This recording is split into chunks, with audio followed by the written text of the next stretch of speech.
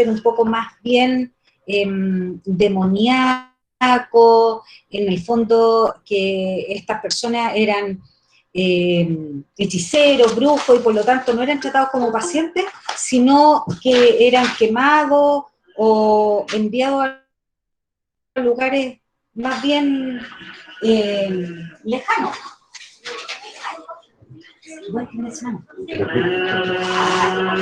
Y por lo mismo, espérenme, déjenme incluir a Alejandra.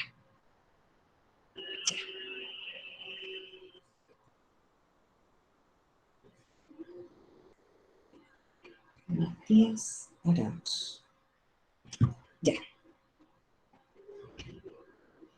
Entonces, que en el fondo estas personas no eran consideradas como un paciente psiquiátrico, sino en el fondo era una persona que podía ser un brujo, en el fondo un hechicero, y por lo tanto había que tratarlo como tal, y los quemaban, y obviamente los distanciaban un poco de la comunidad, ¿ya? Yo les contaba también que, bueno, se hablaba de la locura en aquellos años, y por lo mismo se enviaban a lugares como muy lejanos, de hecho, de sus casas, los alejaban de la familia, y la idea de la reforma psiquiátrica era justamente ya incorporarlo al ambiente familiar, que la familia se hiciera cargo de su paciente, y que en el fondo no se institucionalizara, y para lo mismo había que desinstitucionalizar muchos pacientes que vivían en estos hospitales como crónicos, ¿ya? Que hoy en día no se promueven las hospitalizaciones de manera crónica, de hecho lo ideal es una hospitalización breve, en el menor tiempo posible, en la medida también de que el paciente vaya teniendo su recuperación.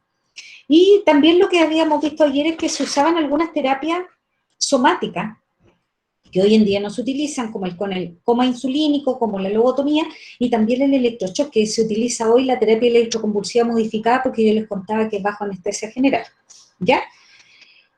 También vimos algunas cosas que tenían que ver con las personas que se consideraban mentalmente sanas, pero aún así se hacía una salvedad, que no todos nosotros no conservamos la salud mental por siempre, ¿ya? Hay aspectos o periodos de crisis en los cuales podemos tener alguna situación puntual, ¿ya?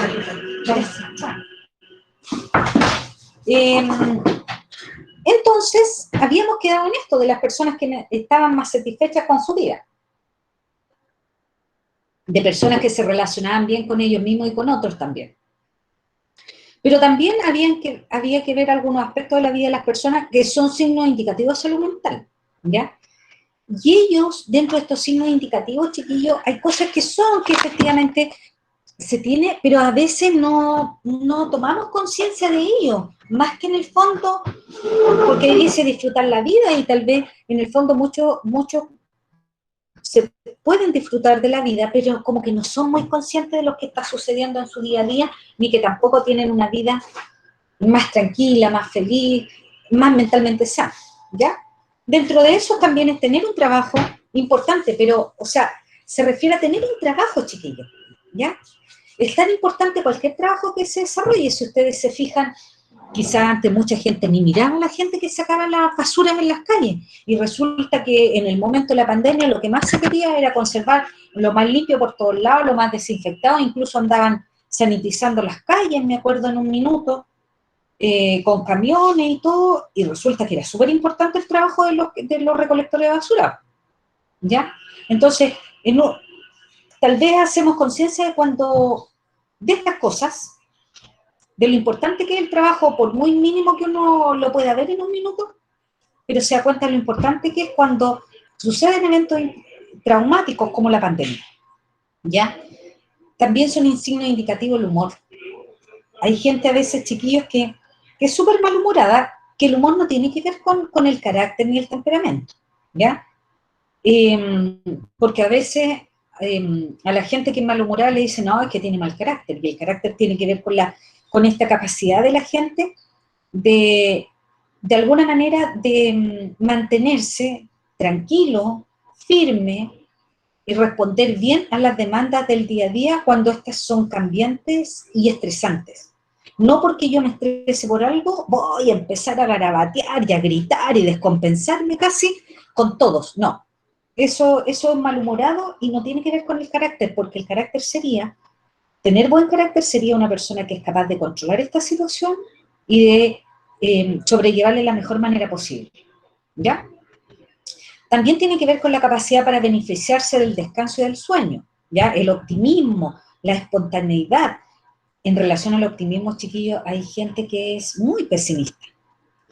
De hecho, una vez me acuerdo haber visto un video que era como medio jocoso, pero que es una realidad, de la Pilar Sordo, que es una psicóloga. Yo creo que ustedes la han escuchado porque ha escrito libros y aparece de repente en la tele, incluso el Coco Legrand en algún minuto tuvo algunas sesiones con ella, pero principalmente por el humor que hacía este hombre, ¿ya? Pero ella decía, se han dado cuenta que hay gente el, que es como una visión futurista, pero de manera negativa. Por ejemplo, una mujer que es embarazada y en vez de decirle, oye, me alegro, te felicito, que todo salga bien, qué bueno, le dicen, oye, qué buena guachita, pero aprovecha de dormir porque resulta que después no vaya a dormir nada.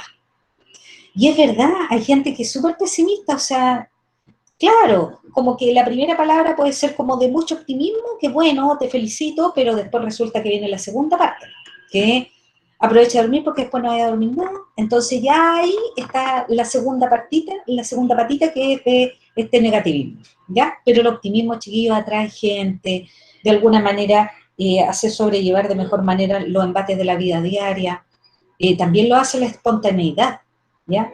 El que en algún minuto sea capaz de decir cosas, que si hay que reírse se ríe, y no que en el fondo yo sea casi una máquina que pone una cara más o menos tranquila si las cosas no están tan tranquilas. Obviamente sin desajustarse, pero que yo de alguna manera sobrelleve bien la situación. También la satisfacción en las relaciones con los demás, ¿ya? Esto de llevarse bien con otro y toda la cosa es bien importante. La capacidad para trabajar bien solo y también trabajar bien con otras personas. La capacidad para realizar juicios y tomar decisiones razonables. La aceptación de la responsabilidad por las acciones que uno comete. ¿Ya? Si yo me equivoco, tengo que reconocer, yo me equivoqué, todos nos equivocamos. Todos podemos cometer un error, chiquillo, entonces hay que aceptarlo. Es parte del aprendizaje. También la capacidad para dar y recibir, la demostración de conductas que generalmente son aceptadas por el grupo, ¿ya? Conductas de afecto, por ejemplo. La capacidad para expresar emoción incluyendo sentimientos intensos. Entonces, ¿qué dice la historia de la salud mental? Bueno, un poco tomar parte de lo que hablamos ayer. Al parecer, la primera ilusión específica de una enfermedad mental ocurrió en el año 3000 a.C. Una descripción de un deterioro senil, ¿ya? Porque como no se sabía mucho, en el fondo se hablaba de deterioro y ahí hablaba senil, que solamente era por los años. Ahora sabemos, por ejemplo, antes se hablaba de demencia senil y ahora sabemos que las demencias no solo dan en pacientes seniles, sino a cualquier edad. Pero antes como que siempre lo tildaban a todo como demencia senil, ¿ya? Entonces, un paciente de 40 años que tenga una demencia no es senil. En el año 2600 a.C. se escribieron síndromes de melancolía y histeria en la literatura sumeria y egipcia, ¿ya? Bueno, desde aquí nosotros vemos que aquí hay algo bien. A ver, no quiero ser feminista, pero en el fondo habían cosas que tenían que ver mucho con el machismo, ¿ya? Aquí los que eran médicos eran hombres, no eran mujeres, no podían ser mujeres, ¿ya? La histeria se asociaba a la mujer y por lo tanto quien tenía útero podía tener histeria. Quien no tuviera útero no era histérico, ¿ya? En la actualidad sabemos que hay hombres que sí son histéricos, pero a pesar que son pocos, dentro de todo igual son pocos, ¿ya? Entonces escribían síndrome de melancolía y histeria en la literatura sumeria y egipcia. En el papiro de Ers, 1500 años antes de Cristo, también aparecen descritos el deterioro senil y el alcoholismo. Pero se considera Hipócrates, otro 1600 años antes de Cristo, como el introductor del concepto de enfermedad psiquiátrica en medicina. Pinel, que para nosotros fue el primer gran personaje de la psiquiatría, porque él liberó a los pacientes de las cadenas, así le llamaban coloquialmente, pero también literalmente. Porque efectivamente, chiquillos, no estoy segura si en esta presentación, pero yo tenía imágenes de cómo eran tratados los pacientes psiquiátricos antes, entonces eran encadenados, no se usaban contenciones típicas, se usaban cadenas. Estaban descalzos en lugares que parecían así como una bodega grande, a veces sin piso, los pacientes a medio vestir, comían a veces en tarro o del suelo, entonces eran lo peor que le podía pasar a alguien era tener una patología psiquiátrica. Entonces era enajenado de la sociedad porque era separado totalmente de la familia y de la sociedad y él vivía en un mundo aparte durante esta enfermedad y era casi, yo creo que era casi milagroso que alguien se recuperara bajo estas condiciones infrahumanas en las que vivían, ¿ya? Bueno, Pinel, de 1745 a 1826, simplificó los complejos sistemas diagnósticos que existían hasta entonces, reconociendo 3 tipos clínicos fundamentales. Pinel habla entonces de la manía, que son condiciones con excitación o furia aguda, ¿ya? Que también podría ser euforia aguda, pero es furia, porque en realidad habla de un paciente que está muy desajustado conductualmente. Está la melancolía, que estaban los trastornos depresivos y alucinaciones con temas limitados, que hoy se conoce como trastorno depresivo, y también él hablaba del otro grupo clínico que era la demencia, que era la falta de cohesión entre la idea y también el idiotismo y idiotez, que era la demencia orgánica, ¿ya? Entonces, bueno, la demencia, chiquillo, hoy día, claro, después con el tiempo pasó a llamarse esquizofrenia, porque estos pacientes que veían cosas, que escuchaban voces o que tenían otras alucinaciones, no estaban en el fondo dementes. Ellos tenían un periodo de una enfermedad psiquiátrica que después remitía con los fármacos, pero recordemos que tampoco no habían fármacos hace esta cantidad de años atrás. Y la idiotez o idiotismo, que existe, chiquillo, igual que el idiota existe dentro de la clasificación que no es la actual, la antigua clasificación de los retardos mentales. Idiota es tener menos 20 puntos de coeficiente intelectual, ¿ya? Entonces, obviamente, el que tenía un idiotismo no era idiotismo, era retardo mental, ¿ya? O tenía una demencia, que también podría haber sido, ¿ya? Y que después se fueron de alguna manera desagregando estas patologías. Bailey, en 1822, descubrió que la parálisis general progresiva era una enfermedad orgánica específica del cerebro y por lo tanto también se asocia un poco con Broca. ¿Se acuerdan que en el cerebro hay un área que es el área de Broca, que es del lenguaje? Bueno, esta enfermedad orgánica generaba también un problema en un área del cerebro que entonces todo este discurso medio extraño que tenía el paciente era por una enfermedad, que era orgánica, o en donde aparecía la afasia, como hablaba Broca, ya que estaban relacionadas con lesiones precisas del córtex. Bueno, ambos autores, Bailey y Broca, aumentaron los intentos de basar todas las clasificaciones de los trastornos mentales en lesiones cerebrales demostradas o en un trastorno de la fisiología vascular o nutritiva, ¿ya? O sea, ellos decían que algún área del cerebro estaba dañada y que por eso aparecía la enfermedad mental. No se hablaba todavía de los neurotransmisores, ¿ya? Pero sí efectivamente hay áreas del cerebro que están involucradas en las enfermedades mentales. Ya, eso sí, tenían razón, pero no tenían razón en que solamente era el área del cerebro. Era un mal funcionamiento de esa área del cerebro, en donde además tenemos un mal funcionamiento de los neurotransmisores, ¿ya? Una inadecuada secreción de ellos. Kraepelin juntó los trastornos maníacos y los depresivos en una sola enfermedad, que es la psicosis maníaco-depresiva, hoy llamado también trastorno bipolar, pero en una de las dos fases se psicotiza el paciente, o en la fase maníaca o en la fase depresiva, y sobre la base de los periodos de remisión la distinguió la enfermedad crónica deteriorante llamada demencia precoz, que posteriormente Breuer bautizó como esquizofrenia, ¿ya? Breuer basó este sistema de clasificación en un proceso psicopático inferior, por ejemplo, un trastorno en los procesos asociativos en la esquizofrenia. Y ahí ya tenemos un poco más de luz de lo que hoy día actualmente se sabe de la esquizofrenia. Los trastornos de personalidad fueron señalados por primera vez en la literatura psiquiátrica por Pritchard. Gran parte de los trastornos mentales, chiquillos, tienen su base en los trastornos de personalidad. Las categorías más importantes del actual sistema diagnóstico, ¿ya? Que en ese minuto estaban hablando del DSM-2, pero que actualmente está en uso el DSM-5.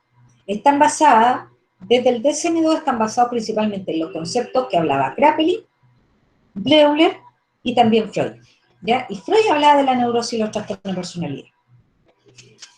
Entonces, en Chile actualmente estamos en la fase final de la primera etapa del Plan Nacional de Salud Mental y Psiquiatría, dice 2000 y 2010, pero recuerden, chiquillos, que el 2010 hubo el terremoto.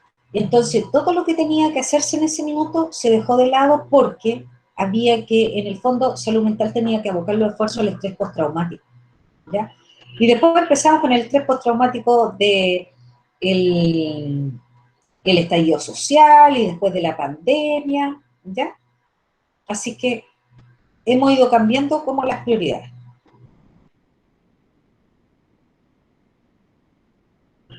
Las prioridades de la primera etapa dice que son la promoción de la salud mental y la prevención de los riesgos, la atención a los niños y adolescentes en edad escolar con trastornos de ansiedad hiperkinético, atención a las personas con trastornos mentales asociados a la violencia, como el maltrato infantil, violencia intrafamiliar y la represión política durante el periodo del 73 al 90. La atención a las personas con depresión, atención a las personas con trastornos psiquiátricos graves, especialmente la esquizofrenia, que es uno de los más graves que existe en psiquiatría, ¿ya? También atención a las personas con Alzheimer y otra demencia, les dije, y atención a las personas con dependencia de alcohol y drogas, que algunas de estas incluso ahora se incluyen en el GES, ¿ya? Sin embargo, todas estas metas están basadas en el concepto de la salud mental que da la OMS. El individuo es el único responsable de su estado mental y respaldado por un programa de salud mental que obedece a la aplicación de políticas públicas de salud del mercado. Entonces, en relación al pasado, presente y futuro de la salud mental, ¿qué podemos decir? Bueno, yo les decía, la idea de todo este plan era desinstitucionalizar pacientes, ya no tener pacientes en instituciones de salud mental. Evitar hospitalizaciones largas, la idea es el menor tiempo posible, porque en realidad en todos chiquillos se corre menos riesgo cuando tenemos poco tiempo un paciente hospitalizado. De hecho, por eso aparecieron las hospitalizaciones ambulatorias, ¿ya?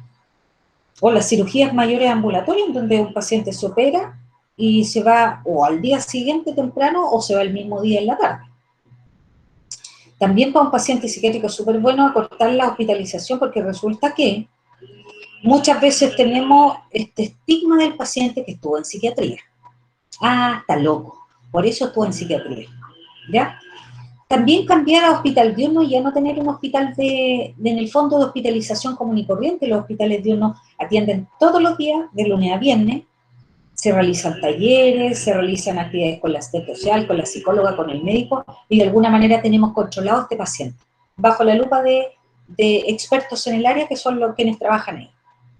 También cambiar a casa de acogida, que yo les dije que existían, los centros abiertos y a hogares protegidos. Y yo les decía, ¿se acuerdan? Pacientes que estaban descalzos, si ustedes se fijan, los pisos se ven de tierra, descalzos, con poca ropa. Aquí aparece una paciente con una camisa de fuerza que ya no se utiliza, chiquillos, ¿ya? Recordemos que con el tiempo se ha ido humanizando el trato también, y esto también era como medio cuestionable.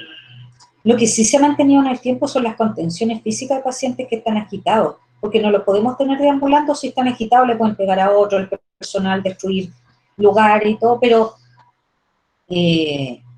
las contenciones no son las mismas contenciones que antes, ¿ya?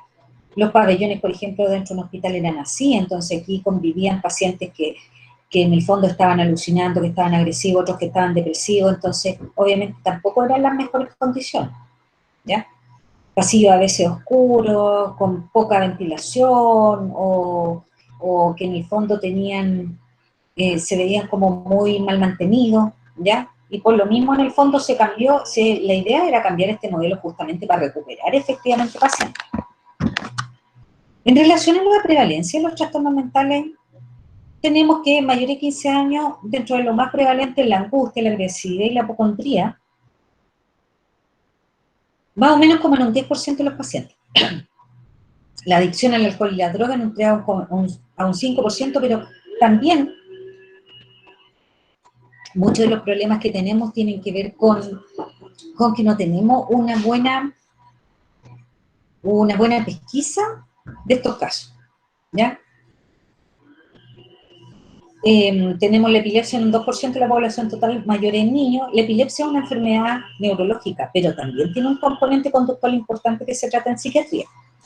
El retardo mental, en un 1% mayor de 15 años, el retardo mental también es una condición neurológica, pero también en el fondo se trata en psiquiatría por las conductas que les decía. El deterioro orgánico cerebral, en un 1% ajeno a la vejez, ¿ya? En el caso de la depresión es considerado el mal del siglo. La depresión en la población general es un 7,5%, pero obviamente esto se están estudiando las patologías mentales a raíz de la pandemia porque han aumentado mucho, hasta 3 veces más de lo que se atendían antes. La tasa de suicidio es un 9,7% por 100.000 habitantes, ¿ya? Se presenta en niños y adolescentes, se presenta en mujeres por parto y en la posmenopausia, en el adulto mayor y puede presentarse motivado por pérdidas también, ¿ya? Chiquillo, en relación al suicidio, recuerdo mucho que hace un tiempo atrás se hablaba que estaban tomando medidas en Japón porque había mucha gente, profesionales sobre todo, la mayoría eran profesionales jóvenes que se estaban suicidando. Claro, y a raíz de la pandemia vivían en lugares muy pequeños, ya alejados de su familia, de su familia, y ahora más encima alejados de la comunidad, y a pesar de que eran millones y millones de personas en una misma ciudad, ellos eran súper solitarios, porque todos eran muy solitarios, entonces, como muy inmersos en su día a día, ¿no?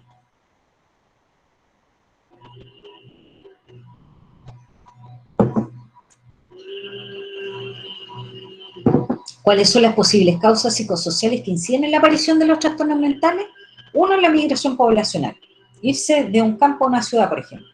La existencia de extrema pobreza, las minorías étnicas no protegidas, los cambios en los sistemas de gobierno, los cambios políticos en los últimos 20 años. En primero básico también hay maltrato en el 5% de los niños, el 16,6% de los menores entre 14 y 18 años consumido droga alguna vez.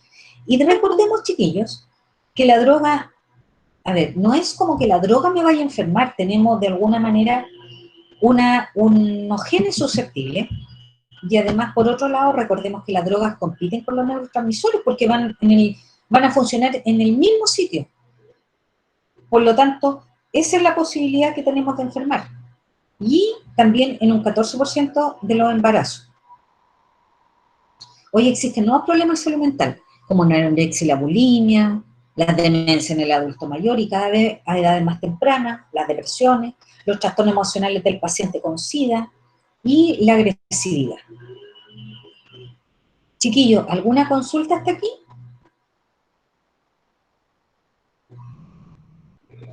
Por mi parte, no, profesora. Ya, sigamos entonces. Bueno, el gasto en salud mental. Les voy a hablar en el fondo, chiquillos, del gasto de salud pública y privada, que es más o menos el 7% del PIB. Como un punto de referencia, en Estados Unidos más o menos se gasta un 14,2% del presupuesto de salud en salud mental.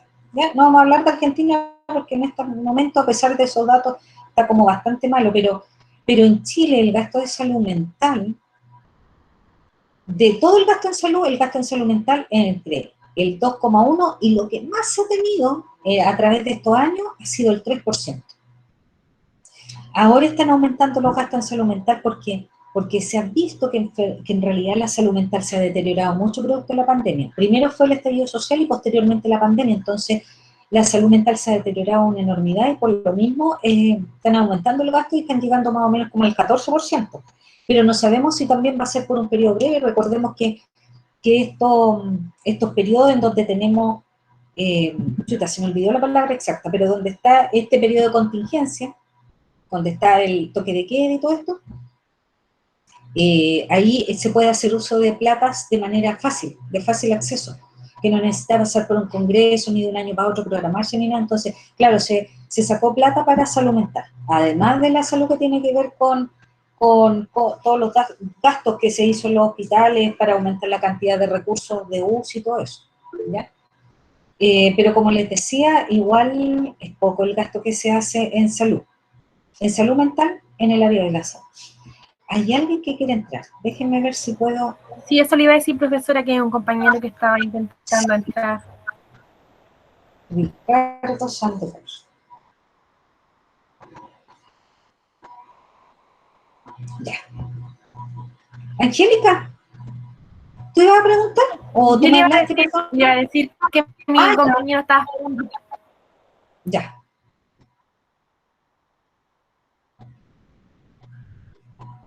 Bueno, los principales motivos de la consulta en salud mental tienen que ver con la depresión leve, moderada o grave. La ansiedad, no importan mucho los porcentajes, chiquillos, pero es importante que sepan sobre las patologías porque los porcentajes van a variar cuando tengan datos fidedignos producto de la pandemia.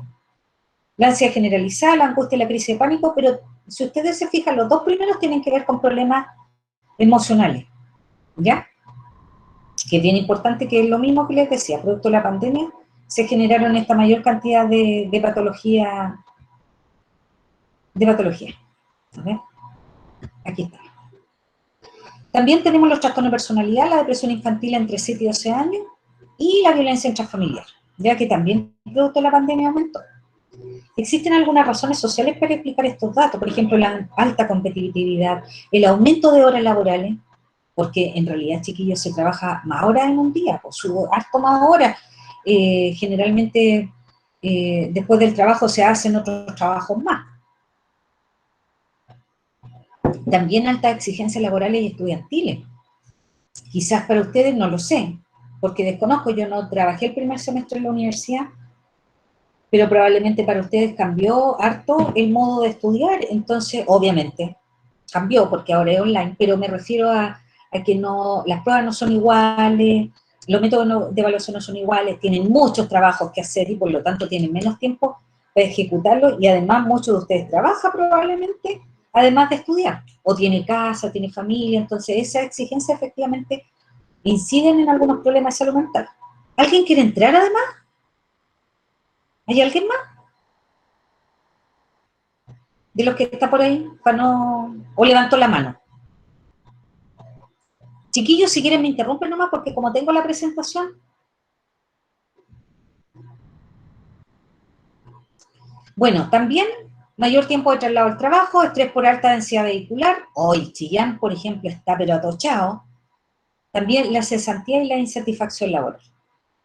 En salud mental hoy hay un aumento en los problemas de adicción, ¿ya? El consumo de drogas entre los 15 y los 40 años. Por ejemplo, ha aumentado el consumo de marihuana, pero también estos datos son con cierta relatividad, porque no todos los consumidores de marihuana, por ejemplo, reconocen consumir, o los de cocaína o cualquier droga, ¿ya? Es más fácil que alguien diga que toma tranquilizante o algún otro medicamento como relajante, ¿ya? También el uso de los estimulantes, que a veces se ve más en los estudiantes, alucinógeno, inhalante, éxtasis y heroína.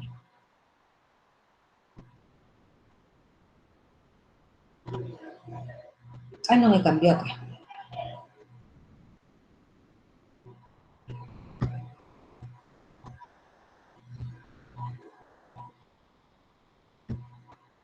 Bueno, la prevalencia en porcentaje por edad, más o menos, si ustedes se fijan entre la mayor incidencia, por ejemplo, de depresión mayor se da entre los 40 y 59 años, ¿ya?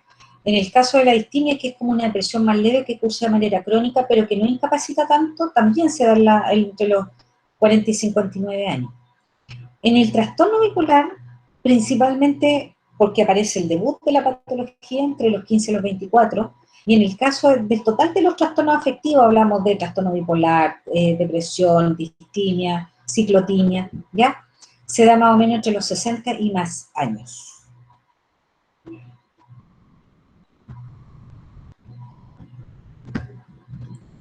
Ahí está. Y la comparación de hombres y mujeres, la depresión mayor se da más en mujeres, también la distimia. El trastorno bipolar casi estamos parejitos, ¿ya? El pánico, que también tiene un componente emocional, se da en mayor porcentaje en las mujeres. La agorafobia también está dentro de los trastornos de ansiedad, que se relacionan mucho con los trastornos emocionales.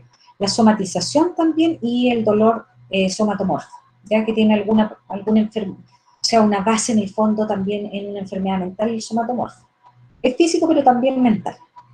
Las personas afectadas por trastornos mentales son víctimas de violaciones de los derechos humanos, estigma y discriminación dentro y fuera de las instituciones psiquiátricas. Porque hace años atrás yo me acuerdo que salió un reportaje, pero qué terrible, de los hospitales psiquiátricos chiquillos, que eran súper mal tratados los pacientes, ¿ya? Pero también fuera, o sea, si alguno de ustedes dice que yo tengo una enfermedad psiquiátrica y estoy hospitalizado en psiquiatría, también lo van a ver como raro, ¿ya? El costo de los problemas de salud mental en países desarrollados se estima entre el 3 y 4% del Producto Nacional Bruto. Más aún, las enfermedades mentales cuestan a las economías nacionales varios miles de millones de dólares, tanto en términos de gastos incurridos directamente como en la pérdida de la productividad. La prevención y promoción de la salud mental es una combinación adecuada junto a programas de tratamiento y prevención en este campo de la salud, en los marcos de estrategias públicas generales, porque la idea sería evitar años vividos por discapacidad, incluso también la muerte prematura por suicidio, por ejemplo.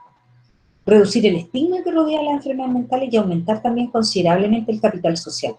Ayudar a reducir la pobreza y a promover el desarrollo del país. Sin embargo, existe una brecha considerable entre la necesidad de atención de los trastornos mentales y los recursos disponibles. Ya en países desarrollados que cuentan con sistemas de atención bien establecidos, entre el 44 y el 70% de las personas con trastornos mentales no reciben tratamiento, y en los países en desarrollo estas cifras van a aumentar mucho más y llegan casi al 90% de la gente que requiere tratamiento y que no lo puede recibir, ¿ya? Porque además, chiquillos, si pensamos en la práctica, son pocas las horas de psiquiatra, son pocas las horas de psicólogo, cuando alguien va a preguntar a un consultorio son poquitas, ¿ya? Entonces, pagar de manera particular es caro, ¿ya? Una hora con psiquiatra, lo mínimo que puede costar son 60.000 pesos, ¿ya?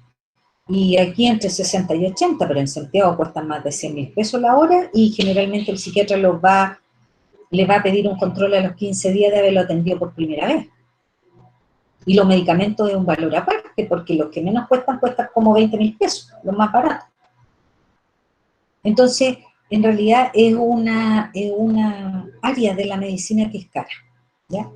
Para superar las barreras y cerrar la brecha entre los recursos y las necesidades creadas por los trastornos mentales, así como para reducir el número de años vividos con discapacidad y muerte asociada con estos trastornos, la Organización Mundial de la Salud estableció el Programa Mundial de Acción en Salud Mental, ¿ya? Y este es parte del esfuerzo tendiente a implementar las recomendaciones del Informe Mundial de la Salud 2001 en materia de salud mental, y se basa en estrategias destinadas a mejorar la salud mental de los pueblos, ¿ya?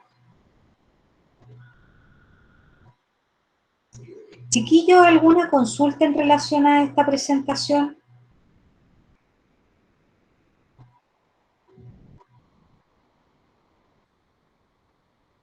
No, profe. Ya. Espérenme un poquito, que quiero abrir la otra. Uy, hay 30 personas conectadas.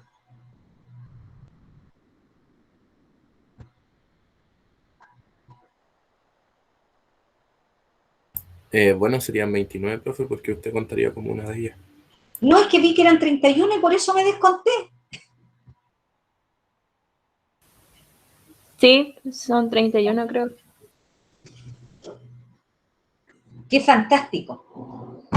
Pero de verdad, chiquillos, si voy muy rápido me paran, ¿eh? Porque de repente me pongo a hablar muy rápido con cosas que veo todos los días, ¿ya? Déjenme abrir mientras la presentación, no pensé que iba a terminar tan luego y le iba a dar un break cuando terminara la otra, pero es muy pronto. Bueno, esta me imagino que no la ven, ¿cierto? Tengo que empezar a compartir, porque...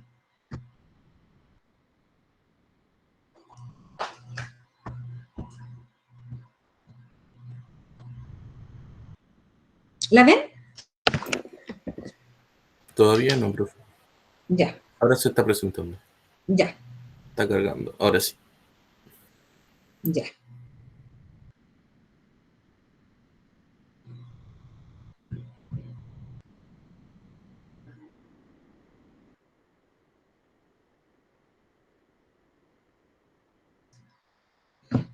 Bueno, en relación a esto, es que hay algunas cosas que en el fondo vamos a ir viendo que se van repitiendo porque se mencionan en distintas oportunidades. A ver, no sé si... No.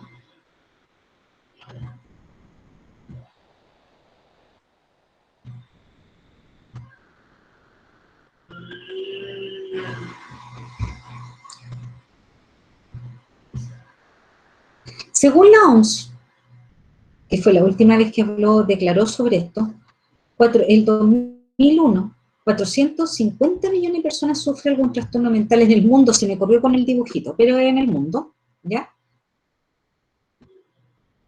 Y la manera de evidenciar un poco esto fue súper bueno, porque fue un estudio que se hizo de prevalencia de patología psiquiátrica en Chile, y también se tomaron algunas muestras en el extranjero.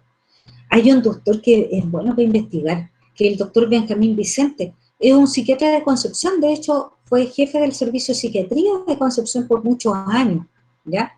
El doctor Río Seco, que también es de Conce, y el doctor Saldivia también. Hicieron un estudio de prevalencia de patología psiquiátrica que lo publicaron en la Revista Médica de Chile del mayo de 2002, pero lo importante de este estudio es que tomó mucha población de distintas partes del país, a diferencia de otros estudios que son como muy localizados.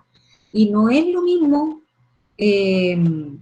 hacer un estudio, por ejemplo, en Arica que hacerlo en Punta Arenas, ¿ya? Entonces, Chile tiene cambios de clima, cambios de luminosidad que inciden en algunas patologías, ¿ya? Bueno, en cuanto a la patología psiquiátrica, para evaluarlo, cómo se hacían los criterios diagnósticos, porque hablar de criterios diagnósticos, chiquillo, es decir, si el paciente cumple con esto, es esta enfermedad, ¿ya? Esos son los criterios diagnósticos, y para eso se estudia en base a dos sistemas de clasificación. Uno es el DSM, que es el Manual Diagnóstico y Estadístico, que se utiliza desde el año 1994 el DSM-4, que todavía hay algunas cosas que se utilizan de ese DSM, del 4, pero que el año 2015 aproximadamente se empezó a utilizar el DSM-5, pero como les digo, hay médicos que todavía, por la descripción de las patologías, prefieren utilizar el DSM-4, ¿ya?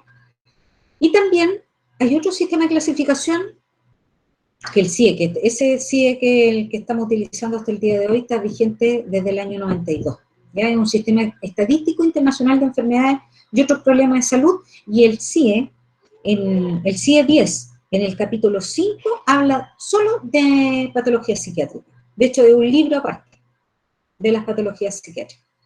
Todo el capítulo 1, 2, 3, 4 habla de distintas patologías, desde pulmonares, desde dermatológica, ginecológica, todo lo demás. Y aquí se habla de cuáles eran las patologías psiquiátricas más prevalentes, ¿ya? Los trastornos de salud mental eran la agorafobia, que hablábamos hace un rato atrás también. La agorafobia es el temor a estar en espacios abiertos de carácter público donde la persona cree que va a ser difícil escapar, ¿ya? O salir de ahí. Por ejemplo, estar en la plaza y empiezo a mirar y me empieza a dar miedo y digo, chuta, y si tuviera que salir de aquí o caminar de aquí, ¿por dónde me voy? Y empiezo a asustarme.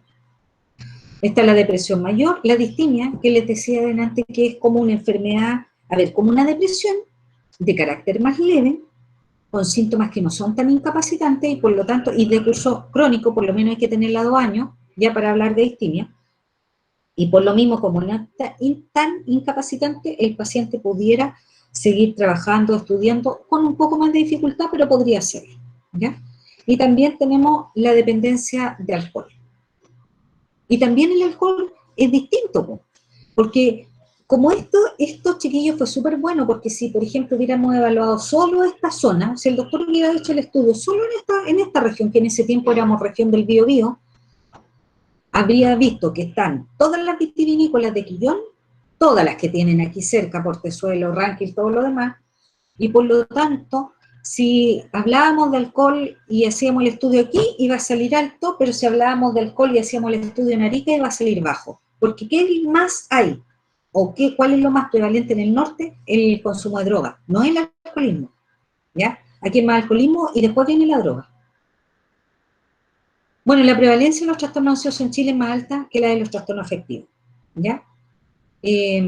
Porque en realidad mucho de lo que tenemos es ansiedad, ¿ya? Y a veces está mal diagnosticado como depresión, pero es ansiedad. La fobia social es el diagnóstico más frecuente en Estados Unidos, porque yo les decía, este estudio se hizo aquí, pero también tomando algunos datos del extranjero, también pudieron aplicar pautas y investigaciones en el extranjero. Por eso era un estudio tan importante.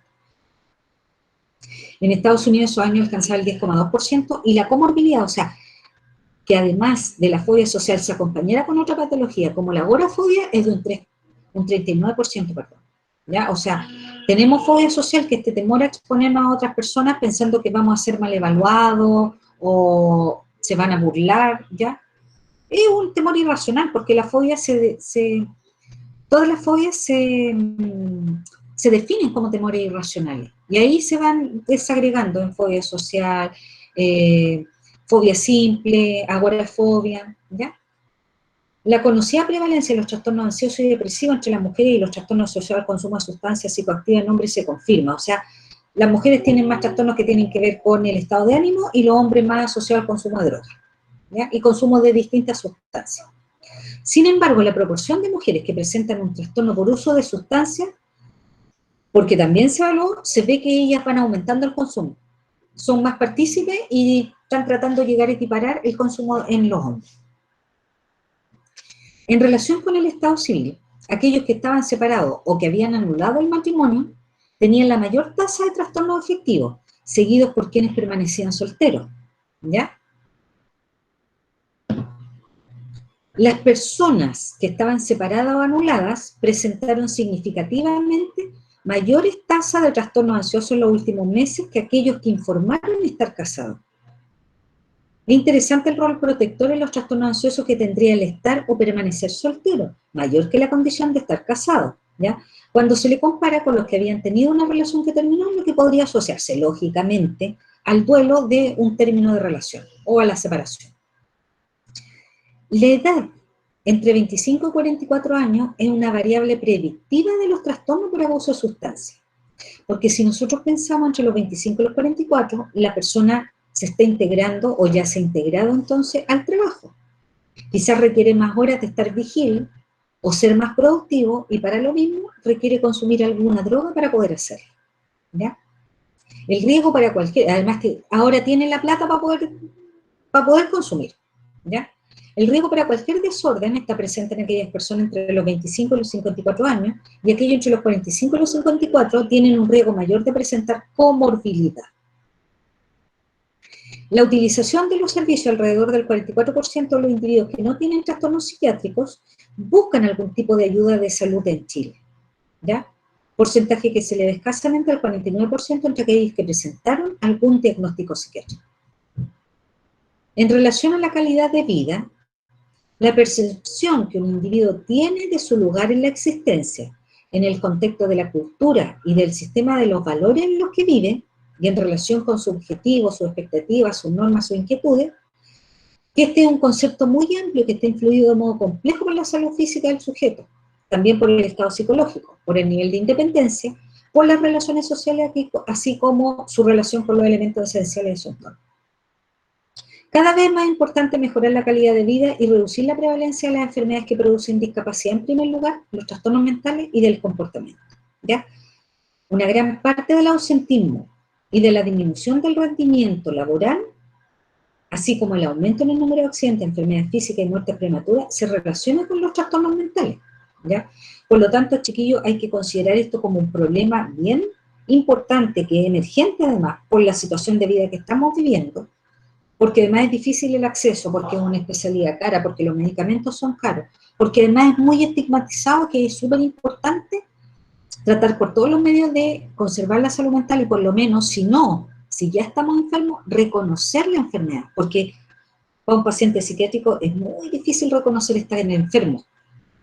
Él generalmente no está enfermo, no sabe qué es lo que hace en un hospital, ¿ya?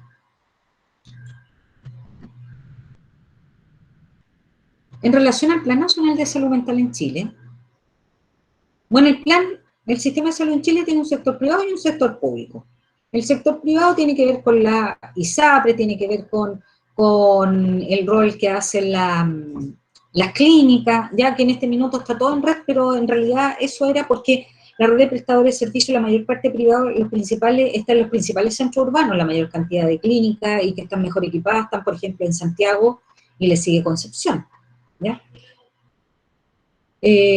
Bueno, la superintendencia de la ISAPRE regula a la aseguradora. También tenemos las aseguradoras, las instituciones de salud previsional, ya, que cubren a un porcentaje importante de los beneficiarios.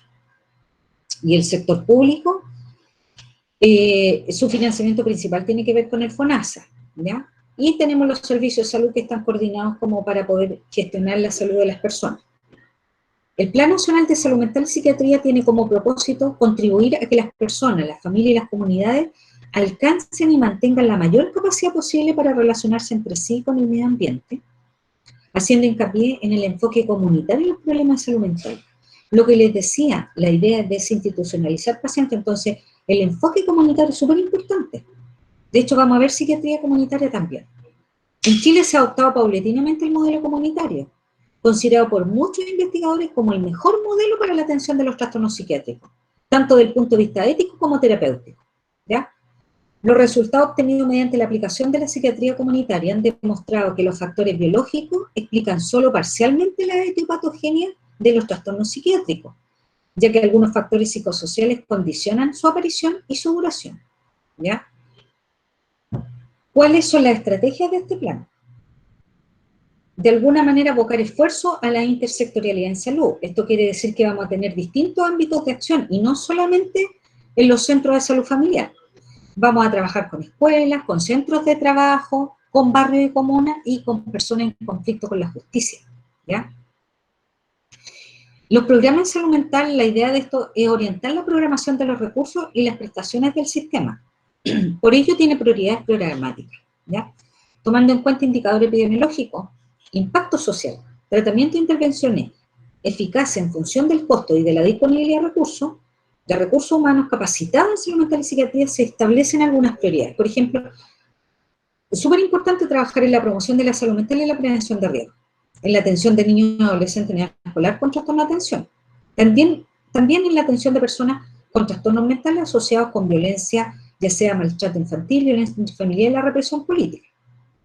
También la atención a las personas con depresión, la atención a las personas con tratamiento psiquiátrico grave, especialmente la esquizofrenia, que también, de hecho, chiquillos, tanto la depresión como la esquizofrenia están en el GES. Y ustedes encontraron que las demencias también, pero que no están dentro de los GES psiquiátricos, sino de neurología, con asociación de psiquiatría, pero que en el fondo también están en el GES. La atención a personas con dependencia de alcohol y droga, también en GES. Ahora, ¿cuál es la red de servicios de salud mental y psiquiatría? Que ayer estábamos hablando de la red. El objetivo de esta red es facilitar el acceso a los servicios y a las acciones sanitarias en instalaciones cercanas a la residencia de las personas. Para eso, chiquillos, por ejemplo, de manera ambulatoria y atendiéndose tal vez con algún psiquiatra, con psicólogo, asistente social, están los COSAM, que son estos consultorios de salud mental.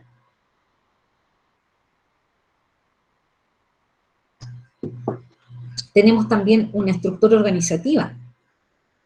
La Unidad de Salud Mental del Ministerio de Salud es el órgano rector y normativo, mientras que los servicios del país funcionan unidades de salud mental encargadas de la gestión de los programas en la respectiva área geográfica. También hay inversiones para la salud mental, que en este minuto les decía a raíz de la pandemia se han incrementado los recursos, pero que no sabemos si va a ser por este estado de excepción constitucional. Ahora me acordé de la palabra. Puede ser que después del estado, recordemos que ese estado, claro, quizás no es muy bueno por las restricciones, pero lo que permite es que fácilmente se puedan tener recursos que no necesiten pasar por una ley, sino de llegar y meter plata a una carterita para poder sacar más rápidamente, ¿ya? Para que no se demoren estos procesos. También hay agrupación de usuarios y familiares, y aquí se resalta explícitamente el papel y la utilidad de estas agrupaciones en todas las etapas del tratamiento, y se promueve la interacción constructiva entre los profesionales y esas agrupaciones. De hecho, por ejemplo, aquí hay una agrupación que la PROE, ¿ya? Que es una agrupación de pacientes familiares con patología psiquiátrica, donde participa un asistente social y participa un terapeuta ocupacional. ¿Ya? Ellos están como encargados de velar de que esto esté bien organizado, hacen talleres, reuniones, se juntan una vez por semana, bueno, a raíz de la pandemia no, pero se juntaban una vez por semana, ¿ya? Además, se expone la conveniencia de motivar y capacitar a personas con aptitudes de líder para que dirijan también estas agrupaciones. Bueno, ¿cuáles son las dificultades que se encuentran en todos lados? La resistencia natural al cambio, ¿ya? ¿Cómo vamos a tener un hogar protegido aquí al lado de la casa si son pacientes psiquiátricos? ¿Ya? Entonces, hay ciudades completas que viven sí con eso, porque nosotros, o sea, con un psicólogo del servicio de salud hace años atrás nos tocó ir a evaluar el hospital de Putaendo, que queda al lado de San Felipe. Putaendo, que es como un pueblito bien chiquitito, tiene un hospital psiquiátrico súper grande. Es un hospital. Ese no quedó como, porque esto se abrió hace muchos años atrás. Ese hospital inicialmente, hace muchos años, fue cuando habían estos brotes de tuberculosis, fue un hospital para tuberculosos. Ya tiene como 800 camas. Y claro que se han ido readecuando, no necesariamente hasta las 800, pero inicialmente se hizo con 800 camas porque Quizá ustedes alguna vez escucharon decir que toda la zona de la quinta región hacia el norte, como hacia la cordillera, Los Andes, San Felipe, eran lugares muy buenos para los pacientes con problemas bronquiales, ya, o respiratorios. Bueno, se hizo con esa idea, pero como la tuberculosis se fue radicando, obviamente se transformó ese hospital en un hospital de crónica, que con el tiempo y a raíz del plan que había de la reforma en donde había que desinstitucionalizar pacientes, la idea es que se sacaran los pacientes del hospital, que eran muchos, pero se llevaron a casas de acogida, hogares protegidos y residencias, y mucho del pueblo mismo de Putaendo, vive, y San Felipe también, vive gracias a los pacientes psiquiátricos, porque como se paga caro por una casa con cuidadora que atienda a pacientes psiquiátricos, casas de acogida, a las familias se le paga muy caro por tener ese paciente psiquiátrico, ellos viven en base a eso. O sea, son muchos hogares, son muchas residencias, casas de acogida en donde funcionan. Ellos son los que todos los días van a comprar en el negocio, a la feria, compran en las tiendas, entonces ellos funcionan en base a eso, no son tan mal mirados como en otros lugares en donde no existen casi hogares. Aquí de hecho hay uno solo, en Chillán, y hay residencias que son particulares, ¿ya? Hace poquito tiempo atrás, me acuerdo que incluso hubo una noticia que en San Felipe se quemó una casa en donde habían pacientes psiquiátricos y 6 de ellos murieron quemados, no pudieron salir. Parece que eran 5 y una cuidadora, algo así era. Bueno, la resistencia al cambio, les decía, la ampliación presupuestaria, que es importante de ampliarlo de manera permanente, no a raíz de una crisis, la distribución de los recursos, que no necesariamente todo se quede en Santiago, sino que sea un poco más amplio y se distribuya a las regiones. También el sistema de registro de información de salud mental, que no necesariamente uno tenga que estar pidiendo una ficha, sino que sea más en línea, que podamos tener acceso por lo menos a información que tal vez no sea tan delicada, por no incurrir en una infidencia en el fondo, pero que podamos tener acceso a cierta información que es importante, ¿ya? De manera más rápida. La legislación hasta el momento no se cuenta con una ley de salud mental que garantice el desarrollo y la continuidad del nuevo modelo. Y la salud mental infantil, porque de verdad, si hay pocos psiquiatras adultos, por ejemplo, 7 psiquiatras adultos, hay uno de infantos juveniles. ¿Ya? Lo mismo pasa con los psicólogos, son muy pocos los especialistas en infantos juveniles. De la garantía explícita en salud, ustedes hablaban ayer de las patologías, y aquí me falta una, parece el trastorno bipolar. Pero ustedes lo dieron súper claro ayer, ¿ya? ¿Cuáles eran los problemas de GES, de salud mental que están incluidos en el GES o en el auge? El problema 15, que es esquizofrenia. Dice que todo beneficiario con sospecha de esquizofrenia en quienes se mantienen por primera vez los síntomas a partir del 1 de julio del 2005 hasta este GES. El problema 34, que es la depresión en personas de 15 años y más, que está a partir del 1 de julio del 2006. El problema 53, que es el consumo perjudicial y dependencia de riesgo bajo moderado y drogas en menores de 20 años a partir del 1 de julio del 2007. Y claro que me falta el trastorno bipolar, pero ustedes lo vieron, sí, ¿ya? Bueno, en relación a la depresión en personas de 15 años y más, se lo voy a incluir, les voy a mandar de nuevo esta presentación de ahí, chiquillos, para incluir el trastorno bipolar. El tratamiento de depresión leve y moderada es a toda persona de 15 años más con diagnóstico confirmado de depresión leve o moderada que va a tener acceso al tratamiento en el consultorio o el CEFAM desde el momento de la confirmación del diagnóstico, el que contempla consulta con médico y con otros profesionales de salud, terapia de grupo y tratamiento farmacológico según prescripción médica, ¿ya? También tenemos el tratamiento de depresión severa, que a toda persona mayor de 15 años que tenga diagnóstico confirmado de depresión severa y tendrá garantizado el acceso a una consulta con médico psiquiatra dentro de 30 días desde la derivación. El tratamiento contempla acceso a la consulta con psicólogo y otros profesionales de salud, terapia de grupo y medicamentos según la prescripción médica, que no son baratos, ¿no? Los medicamentos en realidad en psiquiatría, chiquillos, son caros algunos. A ver. Parece que no me cambió. Ay, se me cambió todo para vos. Sí, no tengo el trastorno bipolar aquí. Sí, después se lo voy a agregar. Pero en el caso de la esquizofrenia, si tuviera esquizofrenia por primera vez, el diagnóstico dentro de 20 días, como es la enfermedad psiquiátrica más grave, chiquillos, por eso en el fondo es menos el tiempo, ¿ya? Si hay un indicio de un primer episodio de esquizofrenia, la persona afectada accederá dentro de 20 días a partir de la derivación a una consulta con psiquiatra para iniciar el proceso de confirmación diagnóstica, ¿ya? El tratamiento de los síntomas se iniciará desde la primera consulta con el psiquiatra. También hay derecho a un tratamiento integral según la fase de la enfermedad. Confirmado el diagnóstico de esquizofrenia, la persona tendrá derecho a medicamentos, consulta por profesionales de salud mental, terapia grupales, acceso a programas de rehabilitación y apoyo e intervenciones con la familia, según la fase de la enfermedad en la que se encuentre y de acuerdo a las indicaciones del equipo tratante. Y tenemos el consumo perjudicial y dependencia de alcohol y drogas menores de 20, que es un tratamiento dentro de los 30 días de la primera consulta a todo beneficiario menor de 20 años y con confirmación diagnóstico de consumo perjudicial o dependencia de riesgo bajo o moderado, que va a tener acceso a tratamiento ambulatorio básico según indicación médica, ¿ya? Y en tratamiento tendrá derecho a continuarlo. En caso de recaída tendrá acceso no a tratamiento, y realizado el tratamiento tendrá acceso a un plan de seguimiento, que esto es súper importante, chiquillos, ¿ya? Porque en general no se habla mucho de esto, pero es súper importante que si el paciente recae, que muchas veces va a recaer, ¿ya? Tenga acceso a poder, ¿cómo se llama?, a poder retomar el tratamiento, ¿ya? Es tan fácil, chiquillos, que un paciente recaiga porque el vendedor no va a querer perder a su comprador. Entonces, incluso fuera de los lugares de atención de pacientes con consumo de droga, ya sea unidad de adicción o COSAM, muchas veces cerca están los vendedores de droga, ¿ya? Y a veces les regalan para de nuevo empezar el consumo.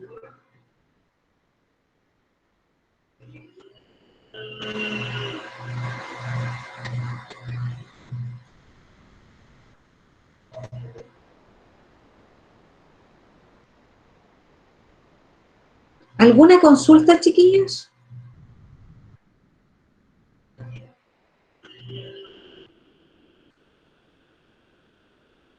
No, Chiquillos, profe, por ahora. No, profe.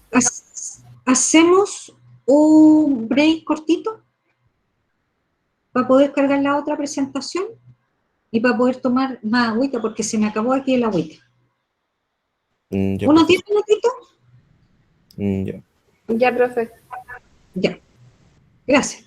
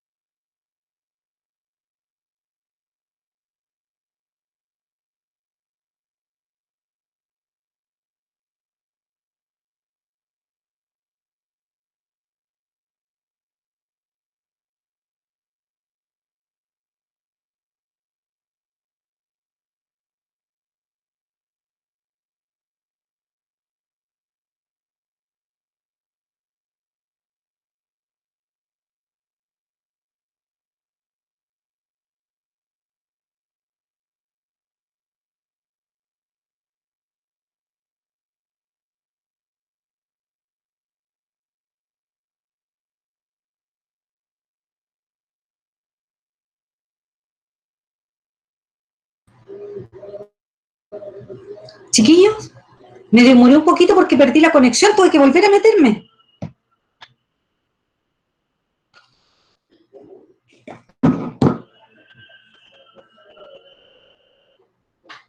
¿Me escuchan? Sí, ¿cierto? Sí, profesora, sí se le escucha. Sí, profe. Ya, ya. Bien, me voy a abrir la presentación. A ver.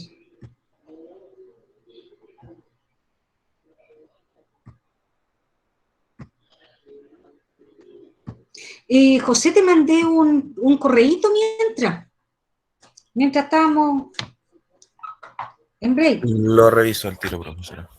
Ya. Ya, ¿ven esto? Es que después de que José puede mandarlo en un ratito, porque esta presentación es bien cortita, José. Miren, lo que pasa es que después de esto vamos a hacer un trabajo que vamos a avanzar lo que alcancen hoy día y el lunes lo seguimos haciendo y lo revisamos, ¿ya? En clase. Porque es de psiquiatría comunitaria y después vamos a ver lo de psiquiatría comunitaria que les tengo que pasar, ¿ya? Entonces, ¿ven bien? Enfermería y salud mental dice la presentación. Sí, profe. Sí se ve. Ya. Bueno, aquí vamos a mencionar algunas cosas que tienen que ver con las patologías, como la subdivisión. Bueno, de acuerdo a futuro y de acuerdo a los nuevos recursos en salud mental, se tendrían que abordar algunos temas. Perdón, se me pasó, porque esto es lo del Plan Nacional de Salud Mental y Psiquiatría que habíamos visto hace un rato, cuáles eran las prioridades programáticas que habíamos visto entre la esquizofrenia, la depresión, algunas demencias, el alcohol y drogas, que lo habíamos visto en la presentación anterior. Pero dice que a futuro además deberían abordarse otros temas de salud mental que están alcanzando alta prevalencia, ¿ya? Como por ejemplo los trastornos bipolares que además fueron incluidos en el FIES. Y también los trastornos de alimentación, que eso no están incluidos en ningún lado y cada vez se están presentando con más frecuencia, ¿ya? Bueno, en cuanto a la promoción y la prevención de... Aquí está. En la unidad de salud mental, los objetivos de las unidades de salud mental, chiquillos, que van a encontrarse en cada CESFAM, la idea de esta unidad es contribuir al bienestar de las personas, aportando desde el ámbito de la salud mental a la satisfacción de sus necesidades de salud y a la convivencia social solidaria y favorecedora del desarrollo humano integral, ¿ya? También como objetivo es contribuir a mejorar la calidad y el acceso a las personas a intervenciones de prevención, tratamiento y rehabilitación de trastornos psiquiátricos en el sector público y privado. En cuanto a la prevención y promoción y prevención en salud mental, bueno, eso estaban encargados las unidades que deben fortalecer a las personas, familias y grupos promoviendo el desarrollo de habilidades que configuren un estilo de vida y que favorecen de alguna manera la salud mental, que se aprenden en la interacción con otros y con el ambiente, ¿ya? ¿Cuáles son las habilidades que debería esta persona lograr entonces? Por ejemplo, comunicarse efectivamente, manejar el estrés, reconocer y expresar sentimientos y emociones, establecer y mantener vínculos afectivos y sociales, pero mantenerlos, chiquillos, porque uno de los grandes problemas que tenemos ahora es que la gente es como súper desechable. No, esta persona no me aporta, no, esta persona en el fondo la quiero, pero después ya no la quiero. Estoy hablando de amistades, gente cercana, colaboradores, y los vínculos afectivos son súper escasos y con cortos periodos de tiempo, ¿ya? Resolver conflictos en forma no violenta. Dedicar tiempo libre a actividades recreativas, que es súper importante, que yo creo que, y me incluyo, en este minuto, la mayoría de nosotros no hacemos, porque además, si es que se hicieron en algún minuto, se perdió la costumbre producto de la pandemia en donde estaban prohibidas las salidas, ¿ya? Pero igual se podrían haber hecho en la casa, pero como que uno tiene la conciencia que fuera de la casa se hacen, ¿ya? Tener una actividad sexual satisfactoria y responsable, resistir a la oferta de drogas y exceso de alcohol, fortalecer la autoestima, superar la dedicación absorbente y competitiva de la actividad laboral también, que es bien importante porque resulta que tiene que haber una competencia sana en las personas efectivamente que trabajan, de alguna manera ayudar al otro y uno competir por uno ser mejor, no estoy compitiendo con el otro, ¿ya? Procurarse espacios de esparcimiento. Y para analizar nuestra realidad es importante distinguir entre lo que es el daño mental, que es una enfermedad que se puede medir científica y clínicamente, y el estado óptimo de salud mental, que con respecto al daño mental, en Chile existen cerca de 2 millones de personas que presentan cuadros psiquiátricos propiamente tal, con un desorden mental o alteración que se origina por factor biológico, el desarrollo psicosocial.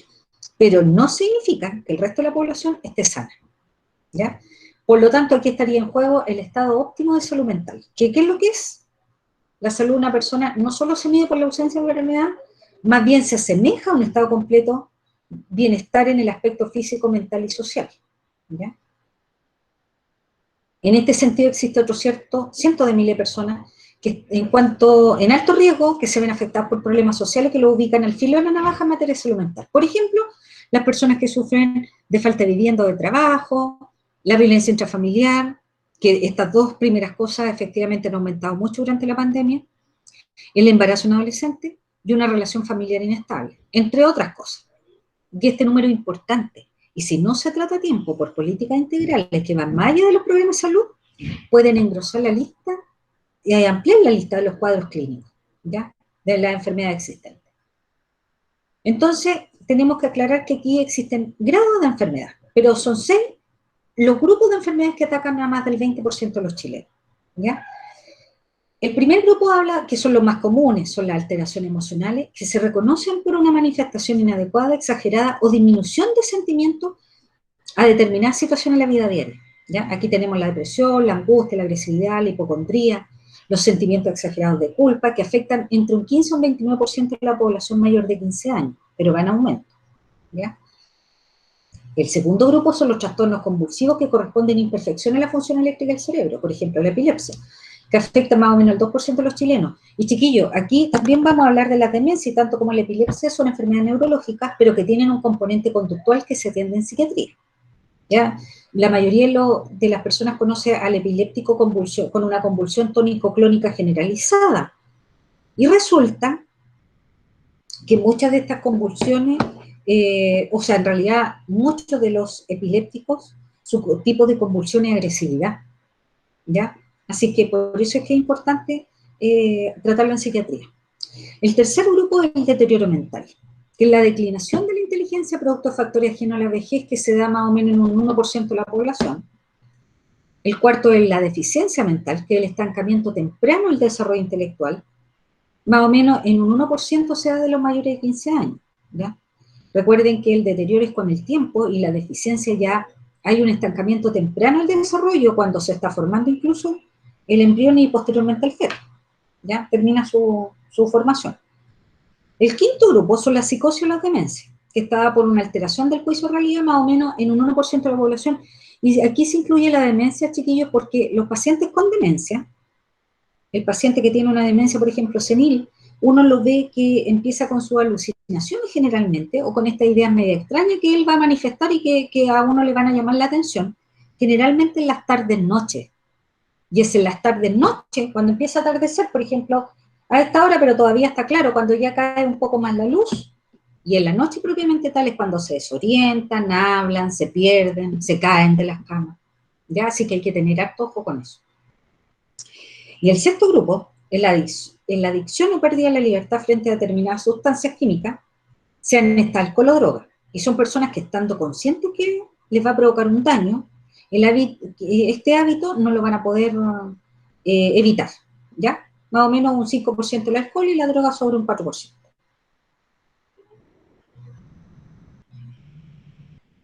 Estos chiquillos de verdad, pero es lo más difícil que hay. Una mente calmada trae fortaleza interna y autoestima. Y esto es muy importante para la salud mental. Pero es súper difícil calmar la mente. O poner la mente en blanco, por ejemplo, que es una de las estrategias de salud mental. Porque de repente, cuando uno está, por ejemplo, en la cama, no necesariamente a punto de dormir, pero cuando uno está en la cama, así como tranquilo, digo, ya no tengo nada más que hacer, incluso el ocio es súper sano en salud mental, tener estos espacios de ocio, decir no tengo nada que hacer, no tengo que estudiar, no tengo que hacer nada en la casa, ya no tengo que hacer un trabajo, pero es súper difícil que al cerrar los ojos no vengan cosas a su mente, personas, cosas, rabias, penas, de todo. Entonces poner la mente así calma es muy difícil. Por eso lo decía el Dalai Lama, él sabía. Consulta sobre esto, chiquillos.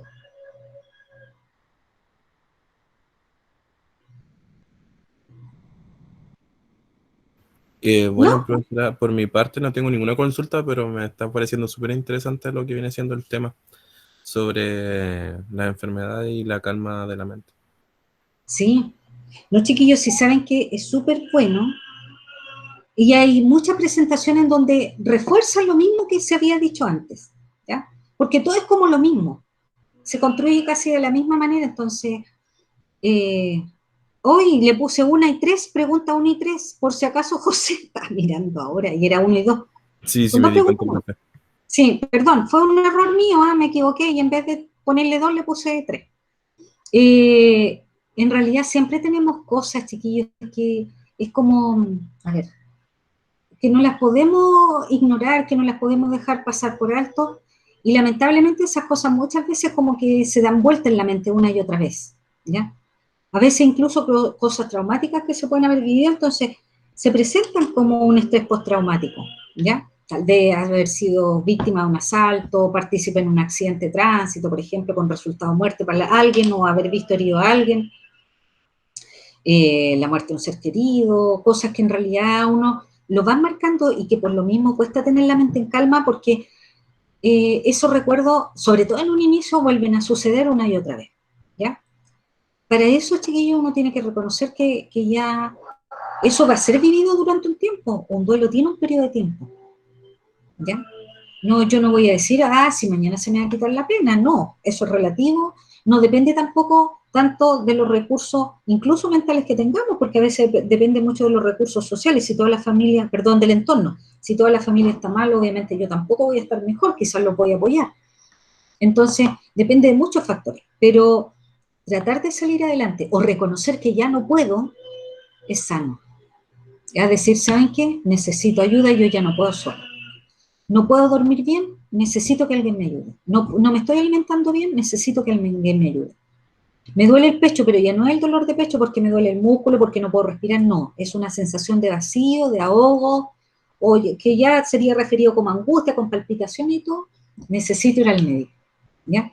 Pero reconocerlo porque en realidad cuesta, como yo les decía, muchos de los pacientes que llegan a la psiquiatría, que son los pacientes graves que llegan a hospitalizarse, durante, previo a la hospitalización, en todo el prodromo de la enfermedad, del debut de la crisis o del debut de la presentación de la enfermedad, en todo ese periodo previo no hubo una conciencia de enfermedad o no hubo nadie que le dijera estamos mal, algo te está pasando, vamos al médico, o la familia por temor, o no buscó ayuda a la familia, ¿ya? Entonces, si nosotros sabemos sobre salud mental, sabemos sobre psiquiatría, entonces tenemos conciencia de cuáles son los primeros síntomas que pueden aparecer en una patología, que los vamos a ver más adelante, ¿ya? Pero reconocemos los síntomas, por lo tanto, no es que desconozcamos esto, no desconocemos sobre psiquiatría ni salud mental. Y podemos ayudar a otros o podemos ayudarnos nosotros, ¿ya? Chiquillos, si no quiere decir que porque, por ejemplo, sea psiquiatra o psicólogo, no se puede enfermar. Puede desarrollar una enfermedad mental, pero hay una capacidad mayor de reconocer los primeros síntomas y también se favorece de alguna manera porque va a tener acceso más fácil, probablemente, ¿ya? Entonces, es bueno que tengamos conciencia de esto, que si yo no me quiero sentir mal emocionalmente, porque si usted le pregunta a un paciente depresivo, es lo más malo. Por último, el esquizofrénico no tiene idea en qué mundo está viviendo en un minuto de su vida, o sea, tiene tanta alucinación y delirio que tal vez sufre porque está viendo el demonio que lo quiere matar, pero no es consciente de lo que está sintiendo bien. De hecho, después, cuando se les quita la crisis aguda, y el paciente dice, yo hice eso, y señorita, discúlpeme, me contaron que hice tal cosa, o que dije tal cosa, y yo no soy así, ¿ya? Pero el depresivo, que tiene claro, sano juicio de realidad, que tiene conciencia de su enfermedad, que es inteligente, porque conserva la inteligencia y todo producto de la enfermedad, sufre y se da cuenta. Ustedes le preguntan, no es que amanecí mal, amanecí triste, yo no quiero vivir. Tampoco estoy pensando en hacerme nada, pero si a mí me preguntaran si tú estarías mejor muerto que vivo, yo estaría mejor muerto. ¿Ya? Y hubo un preámbulo antes de eso. Se sentía mal, pero no consultó. Es más fácil tratar una enfermedad dado los primeros síntomas, como todas las enfermedades, no solo las psiquiátricas, cuando recién está apareciendo que cuando ya es muy grave. ¿Ya? ¿Hay alguna consulta? Profe, una consulta. Sí. Usted estaba diciendo, si no me equivoco, en un momento hablaba de la depresión, cuando uno no tiene ganas de nada. Uh-huh. ¿La bipolaridad igual sea así? Es que en el trastorno bipolar o enfermedad afectiva bipolar, Uh-huh. el paciente puede pasar por fase maníaca, hipomaníaca o depresiva. ¿Ya? La maníaca es todo este periodo de euforia, de estar exaltado, de dormir poco o no dormir nada y rendir harto, de mucha idea muy rápida, hablar rápido, ¿ya? Tener una psicomotricidad aumentada, comer mucho y bajar de peso, todo eso se presenta en el maníaco. Y por el otro lado también estaría no te voy a describir al hipomaníaco porque es un poquito menos que este que describí recién. Es más tolerable para la familia. Pero en el caso del depresivo, el depresivo presenta una depresión mayor. O sea, se siente mal, con angustia, con tristeza, puede tener insomnio o hipersomnia, o duerme mucho o no duerme nada, o poca hora. Puede tener anorexia, que es la pérdida del apetito, o hiperfagia, que es comer mucho, ¿ya? Porque a veces se acompaña con ansiedad, la depresión, ¿ya? Tiene sentimientos de vacío de manera persistente. Él, por ejemplo, no ve un propósito en la vida, hay falta de propositividad vital, muchas veces se acompaña de síntomas somáticos, o sea, el paciente siente que le duele la cabeza, le duele la espalda, que las piernas, que el estómago, que tiene gastritis, que el colon irritable, que el dolor de espalda, o sea, de verdad, son varias las manifestaciones y hay un correlato también físico, ¿ya? Porque el paciente, además de que tiene el colon inflamado, más encima enlentece el tránsito intestinal, por ejemplo, ¿ya? O enlentece un poco todo el movimiento peristáltico para ingerir bien la alimentación cuando llega al estómago, ¿ya? Entonces hay un correlato físico a todo esto emocional. O sea que la depresión es más pareja en el sentido de que más, o sea, todo se deprime, o sea, todo baja, el ánimo, Sí, todo sí. Y la bipolaridad al revés, es como un alto y bajo. No, por eso te digo, el paciente con trastorno bipolar, que también se llama enfermedad afectiva bipolar, cuando ustedes vean un EAB, porque a veces lo abrevian, es enfermedad afectiva bipolar, o cuando ven TAB, es trastorno afectivo bipolar, ¿ya? Que también lo abrevian. El trastorno bipolar puede presentar un periodo de manía o puede presentar un periodo de depresión. Uno de los dos periodos, ¿ya? Una de las dos fases. El paciente está en fase maníaca, en donde está eufórico, o está en fase depresiva. Y esto puede ser cíclico, o sea, puede estar 1 o 2 meses bien, se descompensa el paciente y puede presentar una fase maníaca, pues se puede compensar, y cuando se está compensando, a veces incluso dentro de la misma vira, dentro de la misma compensación, por X motivo, por haberle agregado más un medicamento, por ejemplo, vira y pasa a la fase depresiva. Y entonces estar 1 mes, 2 meses con depresión mientras remite ese cuadro agudo, ya mientras pasa el cuadro agudo. Y después puede compensarse mucho tiempo, incluso años, y después volver a presentar una crisis, ya sea en fase depresiva o en fase maníaca. A veces los bipolares solo presentan fases depresivas con síntomas hipomaníacos que son como la manía, pero mucho más leve y es más tolerado. O sea, de hecho, a veces poco se nota. Pero a veces en la enfermedad bipolar o el trastorno bipolar, el paciente puede presentar puras fases maníacas y nunca ninguna fase depresiva. Y hay otros que presentan la fase maníaca y después al tiempo la fase depresiva. Así que puede ser de los dos tipos. También, por otro lado, dentro de las enfermedades del ánimo, aparte del trastorno bipolar, está la enfermedad o la depresión unipolar, que es la depresión mayor, que es la distimia, que es un cuadro. Siempre ese paciente puede tener recaídas, pero siempre va a ser depresivo. Ya puede presentar puros cuadros depresivos, sin ser maníaco. ¿Ya? Ya, profe, me quedó más claro. Son dos cosas distintas. Por un lado, estas dos cosas, tanto el trastorno bipolar como la enfermedad, o sea, como la depresión, son enfermedades del ánimo. Después en psicopatología los vamos a describir porque ahí las va diferenciando súper bien y las va encajando en cada uno de de las clasificaciones, para que me entiendan. Pero los dos son enfermedades del ánimo. Por una parte está el trastorno afectivo bipolar o enfermedad afectiva bipolar, o trastorno bipolar nomás que así lo llaman, que puede cursar el paciente una fase maníaca o una fase depresiva. Y por otra parte está la depresiones unipolares, o sea, unipolar quiere decir que solo presentan depresión, no hay ningún cuadro maníaco. Si se presentara un cuadro maníaco sería un trastorno bipolar. Es solo depresión en la unipolar. Y es depresión mayor, distimia, ciclotimia y otras enfermedades del ánimo que son como depresivas, que son mayor o más intensas. ¿Ya? Profesora, ¿y la esquizofrenia, eso cómo, o sea, siempre va por nivel esa enfermedad? ¿Cómo uno puede darse cuenta, por ejemplo? O siempre una persona esquizofrénica, no sé, va a estar como en otro planeta, como decía usted, como en No, en otra dimensión. sí, te entiendo. Mira, lo que pasa es que en el paciente esquizofrénico, bueno, es una enfermedad muy grave, ¿ya? Es de curso crónico, no tiene un tratamiento. Si alguien le dice no, sabe que se mejoró, o sea, quiere decir que estaba mal diagnosticado probablemente, ¿ya? Pero ya, esto no es una enfermedad que va a remitir, pero sí se maneja bastante bien con los fármacos. Depende también mucho de que el paciente consulte rápidamente en la primera aparición de los síntomas. No va a consultar él, va a ser la familia, porque la familia es el que lo va a ver raro. Él no tiene conciencia de enfermedad habitualmente, ¿ya? El que menos conciencia de enfermedad tiene.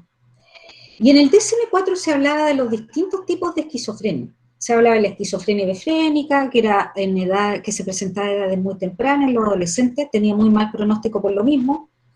En la esquizofrenia catatónica, estaba la esquizofrenia, ¿cómo se llama? Pero eran distintos tipos, paranoides, ¿ya? Eran distintos tipos de esquizofrenia. Bueno, todos estos tipos que hablaba el DSM-4 se cambiaron y se habla de esquizofrenia con síntomas paranoide o esquizofrenia con síntomas catatónicos, ¿ya?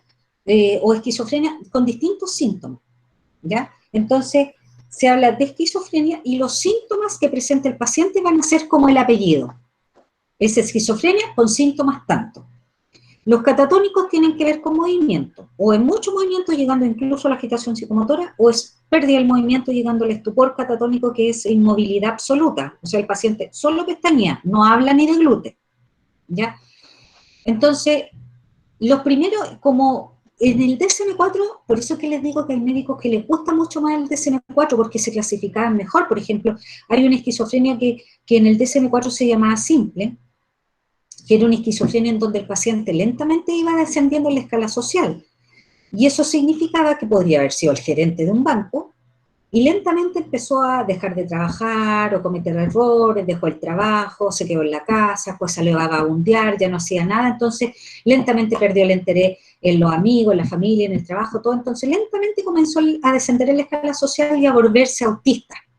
Autista como síntoma, no autista como enfermedad, ¿ya? Entonces, no estoy hablando de un trastorno del espectro autista, estoy hablando, el autismo tiene que ver con el aislamiento, con el retraimiento social, ¿ya? Entonces, el paciente lentamente fue descendiendo en la escala social y se apartó en el fondo de todo lo social. Y en ese caso, por ejemplo, ese tiene mal pronóstico porque no presenta muchos síntomas ni de delirio ni alucinaciones. No lo van a ver hablando solo, no va a manifestar ideas de que lo quieren matar, de que lo vienen siguiendo, de lo extraterrestre, de la no sé, que le están robando la idea de la mente, nada de eso. Entonces, como no es eso, y los medicamentos tienen muy buen efecto para todos esos síntomas que son de alucinaciones y delirio, el paciente no tiene buen pronóstico, porque tiene muchos síntomas negativos, que además los medicamentos, porque la esquizofrenia tiene 3 grandes síntomas, ¿ya? Que son los positivos, negativos y los de desorganización. Los positivos son alucinaciones y delirio y otras cosas más que lo vamos a ver. Los negativos tienen que ver con el aislamiento y el retraimiento social, con esta cosa más autista, y los de desorganización es del lenguaje y la conducta, ¿ya?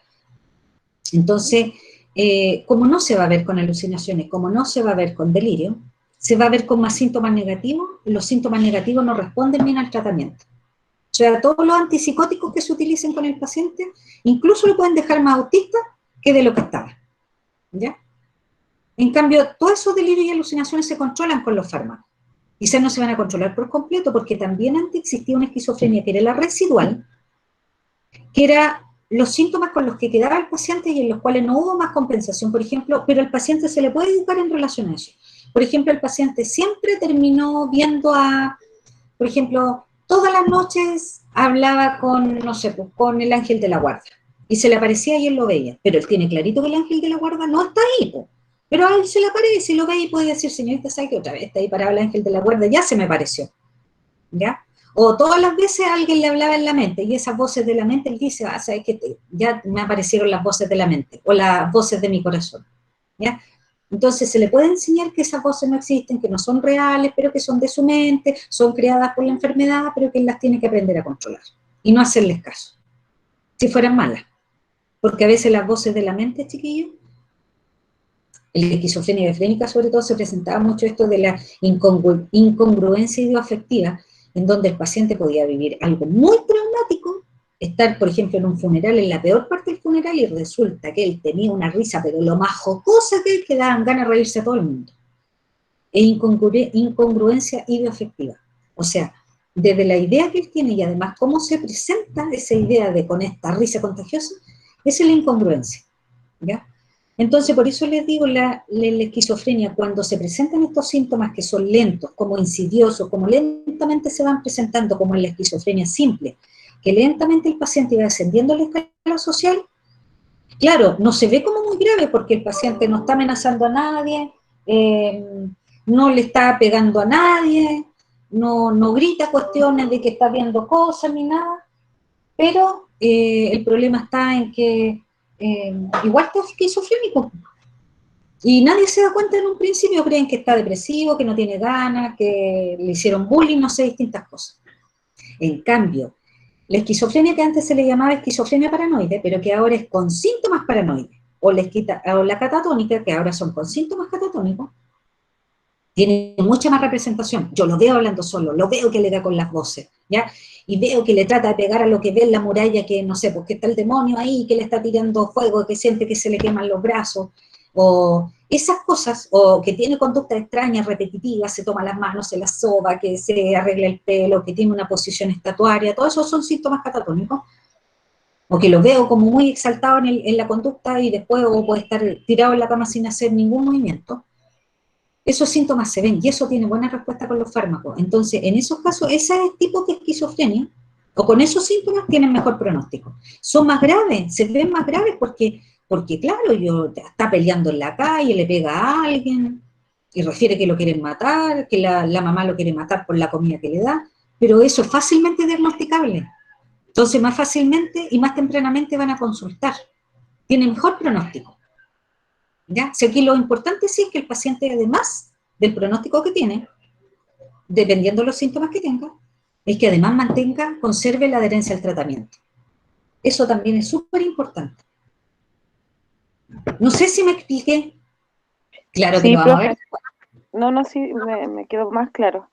La última pregunta, profe, con respecto también a la esquizofrenia. ¿Sí? Estaba leyendo que se manifiesta generalmente en la adolescencia hacia adelante y que es poco común en los menores de 5 años, por ejemplo. Claro. La pregunta mía es, por ejemplo, en los niños que generalmente dicen que tienen amigos imaginarios cuando son chiquititos, ¿hasta qué edad más o menos es normal que uno lo puede como catalogar como normal y cuándo hay que preocuparse? Es que sabes que yo creo que la preocupación va a estar permanente, pero es frecuente en los niños, más o menos como hasta los 4 o 5 años, que digan que tienen amigos imaginarios. Uh-huh. Yo te estoy hablando 4 o 5 porque nada es tan taxativo en psiquiatría y salud mental, o sea, no te puedo Claro. decir hasta los 10 porque además depende mucho de la madurez mental del niño. Si es más o menos regalón, todo eso, ¿me entiendes? Ya. Quienes lo rodean, si son puros adultos, también se relaciona con otros niños. Hay varias cosas que es súper difícil evaluar a un niño, súper difícil. Y habitualmente no son diagnosticados antes de los 11 años, de hecho la literatura describe muy pocos casos de esquizofrenia en niños, porque habitualmente se diagnostican como trastorno al espectro autista. A esta hora Sí. se me enreda la lengua. No, Entonces, sí dice que es poco común, pero que me tenía curiosidad porque sí, uno por eso, porque no. diagnostican como autista, más que como síntomas autistas, más que como una esquizofrenia. Pero ahí en adelante, igual el autismo puro tiene varias características, o sea, el que tiene un trastorno del espectro autista tiene igual síntomas que son característicos del espectro autista. O sea, patrones que sigue el niño, hipersensibilidad a muchas cosas, a la luz, a la ropa incluso que viste, patrones repetitivos de la comida, no tener temor frente, por ejemplo, si está en un barranco, él no tiene miedo de caerse, capaz que incluso pise o sea, haga un paso más porque él no tiene esa conciencia del temor, del riesgo, de nada de eso. Entonces, tiene ciertos patrones que con el tiempo se pueden ir evaluando para poder hacer una diferencia entre si es autismo puro o en realidad pudiera llegar a ser una esquizofrenia. Y yo creo que también existe el temor, porque lo he leído muchas veces, en que a los médicos les cuesta dar el diagnóstico de esquizofrenia por lo catastrófico que significa ese diagnóstico. Sí. A una familia es terrible, porque sobre todo cuando no sabe de la patología y no sabe que podría reintegrarse en algún minuto a la sociedad. Claro. No, y aparte que cuando no están estabilizados, Claro. a mí me pasó cuando estaba embarazada, me pasó con una persona que tenía esquizofrenia, que era un vecino, que no se tomaba los medicamentos, y cada vez que me veía pasar me decía que tenía un alien y que lo iba a matar y me perseguía, y yo con tremenda guata. Sí, él estaba descompensado, por ejemplo, debieron haber visto eso, porque además era un riesgo para ti, pero chiquillos sí. De hecho, no es lo común, ¿eh? No es tan frecuente que el paciente esquizofrénico sea agresivo, pero lo que pasa es que es tan catastrófico lo que puede llegar a ser cuando está agresivo, en el caso de los paranoides o con síntomas paranoides, y cualquier paranoico, ¿eh? Claro. Que hay que tener mucho cuidado con eso. Yo siempre les digo, chiquillos, hay que tener cuidado, este paciente está con síntomas paranoides, porque el paranoide cree que el otro le quiere hacer daño, entonces ve al otro como una amenaza. Si yo le voy a dar los medicamentos, no son los medicamentos para que él se recupere, son medicamentos para matarlo, ¿me entienden? Si voy y le doy la alimentación, la alimentación debe venir envenenada, ¿me entienden? Entonces el otro lo ve como el que lo quiere matar. Y recordemos que cada uno tiene este sentido de supervivencia súper desarrollado, que es él o yo. Y ahí es cuando nosotros vemos en la tele que el esquizofrénico mata a sus padres, a sus abuelos. O por ejemplo, no sé si se acuerdan, hace muchos años atrás, un paciente que tenía una esquizofrenia que venía de Coyhai, que fue a matar a un cura a la catedral a las 12 del día en una misa, un día de semana, y lo degolló y lo mató. Yo de hecho me acuerdo que después lo conocí ahí en Putaendo cuando me tocó viajar y evaluar en Putaendo. Pero por eso hay que tener mucho cuidado. El paranoide es más de riesgo, por lo peligroso que es, porque ve al otro como una amenaza.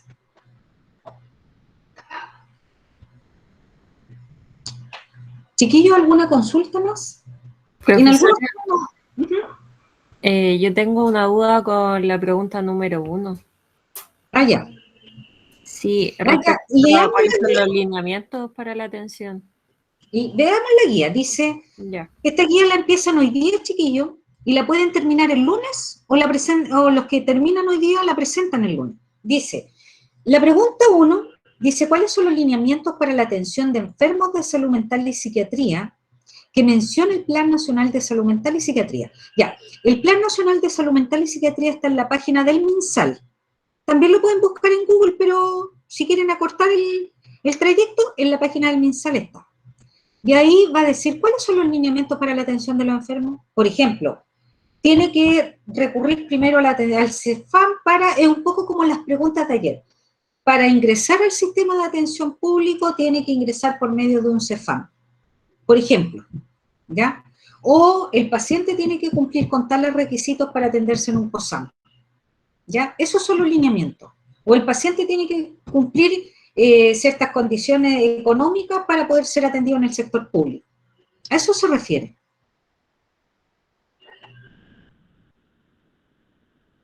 ¿O hay alguna duda ahí, chiquillos? ¿No? Ya, y la pregunta, que me equivoqué y le puse 3, pero que es la 2, dice, describa brevemente qué comprende el programa de salud mental y psiquiatría y los niveles de atención. Ese también tiene el MinSal. El programa de salud mental y psiquiatría tiene niveles de atención que ustedes vieron ayer, pero brevemente tienen que describir nivel primario, por ejemplo, visita domiciliaria, nivel secundario, tales niveles y tales actividades, y nivel terciario, tales actividades. Eso solamente.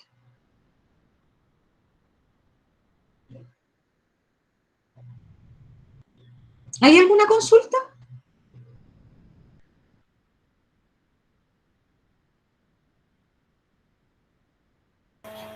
No, profe.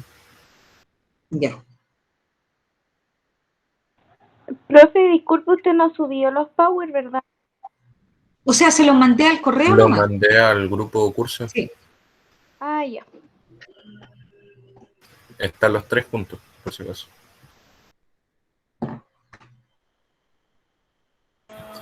Profesora, consulta, ¿usted va a subir las clases al aula? Sí, sí, las tengo que subir. Es que ahora no tuve tiempo ayer ni de conectarme ni nada porque salí re tarde de acá al hospital. Pero hoy, el fin de semana ahora voy a tratar de ver cómo subirlas porque con la plataforma nueva como que se me enredó el sistema a pesar que es muy similar a antes nomás. Pero como además yo no había hecho clase el semestre pasado que empezaron a ocupar esto, así que la voy a subir el fin de semana y si no puedo el fin de semana le pregunto a Marcela el lunes que me oriente cómo a poder subirla. En todo caso, siempre, además de subirla, yo se la mando al correo por si alguien no tiene acceso a la plataforma. ¿Ya? Ya, profe. Chiquillos, mientras, ¿alguna consulta?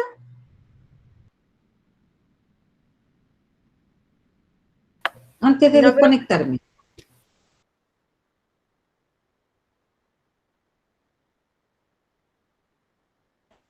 esta actividad no hay que enviársela, la vamos a revisar el lunes, ¿cierto? La revisamos el lunes primero y después me la envían. Ya, ya, profe.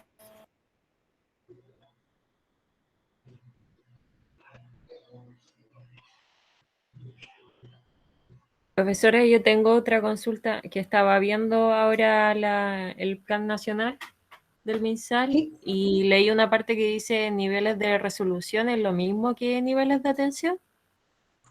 ¿O no es lo No mismo? son lo mismo, pero también le pueden colocar los niveles de resolución. Ya.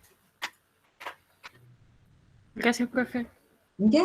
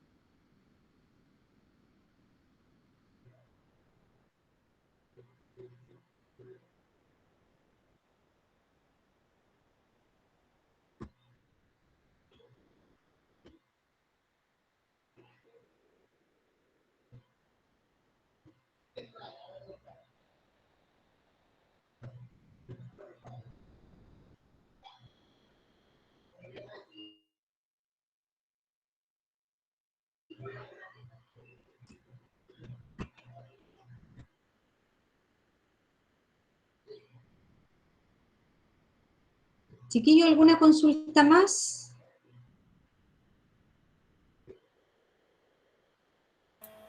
Al parecer no, profesora. Ya. Profe. Ya, chiquillos, me voy a desconectar. Cuídense, que tengan un buen fin de semana porque ahora tienen media hora para trabajar. ¿Ya? Como les digo, si no alcanzaron a adelantar mucho, el lunes continuamos de todas maneras y revisamos lo que tienen. ¿Ya? Voy a mandarte al tiro el link, José, para no andar con problemas después. Ya, profesora. Que estén bien, cuídense. Igual a usted, profe. Chao, profe, gracias. Hasta luego. Chao, gracias. Chao, Cristina. No, profe. Chao, profesora. Chao, chao. Chao, cuídense mucho. Buen fin de semana.